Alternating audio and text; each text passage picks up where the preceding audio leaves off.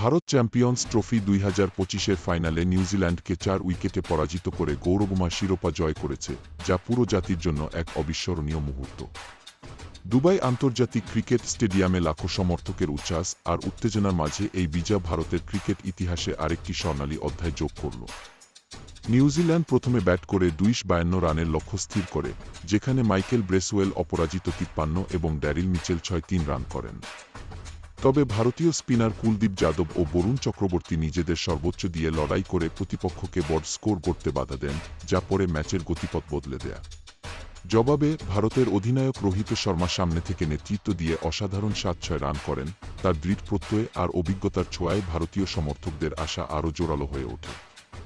শেষ দিকে কেএল রাহুলের শান্ত ও আত্মবিশ্বাসী ব্যাটিং ভারতকে 9 বল বাকি থাকতে জয়ের লক্ষ্যে পৌঁছে দেয়, আর তখনই পুরো স্টেডিয়ামে ভারতীয় সমর্থকদের বাঁধভাঙা উল্লাস ছড়িয়ে পড়ে।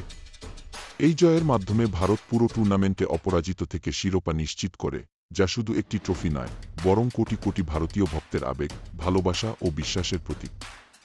নিউজিল্যান্ডের রাচিন রবীন্দ্র তার অসাধারণ পারফরম্যান্সের জন্য টুর্নামেন্টের সেরা খেলোয়াড় নির্বাচিত হলেও এই রাতটি ছিল ভারতের জন্য একটি স্বপ্নের রাত, একটি বিজয়ের রাত।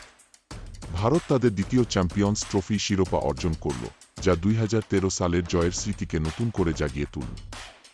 এই জয় কেবল একটি ট্রফির নয়, বরং ভারতীয় ক্রিকেটের লড়াকু মানসিকতা, দলীয় সংহতি এবং অগণিত ভক্তদের নিঃশর্ত সমর্থনের প্রতিচ্ছবি।